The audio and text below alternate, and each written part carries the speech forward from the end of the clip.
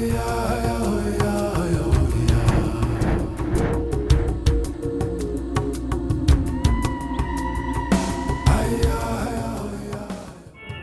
weet almal dat toerisme die ekonomie 'n hupstoot gee, maar watter prys betaal die omgewing daarvoor? Well, Western Cape-based organisation Trees for Tourism will work out the exact carbon footprint for a particular tourist and convert that into the number of trees that should be planted to offset that environmental cost. Lita o ile a etela Trees for Tourism mane Southern Cape Coast ho ya batlisisa ka moo bohahlaudi bo nang le boikarabelo bo sebetsang ka teng.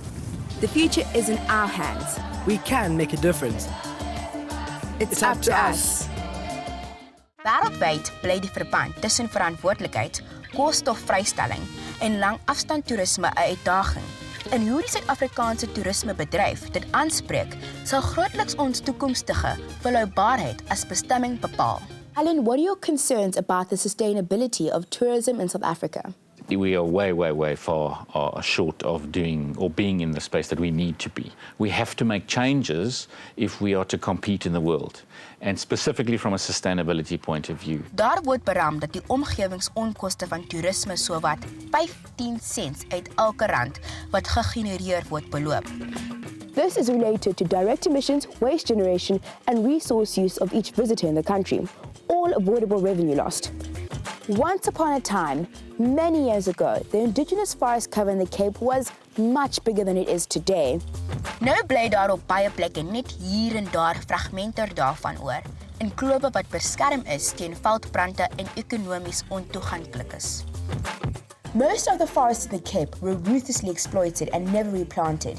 These lands are mostly old platypus lands. The existing forest is 70 hectares. It used to be probably 500 hectares. So we're not short of sites to reforest. Yet in the soil where they once grew, they will grow again. And this can already be seen in the expansion of the unique Blackbos forest in the El Kraal Valley in the Western Cape's Overberg region, where an ambitious reforestation pilot project is underway to reconnect an area cleared from alien invasive trees with indigenous forest high up in the same gorge. The two initial sites have totally different characteristics. The one being a botanical mystery, an ancient dry forest in deep sand, and Africa's southernmost forest, and the other, a riverine gorge forest. More than 12,000 indigenous trees have been planted during the past 5 years.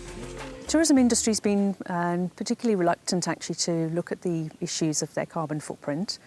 And if I had to evaluate everyone's carbon footprint, I think they'd be very surprised at how immense it actually is.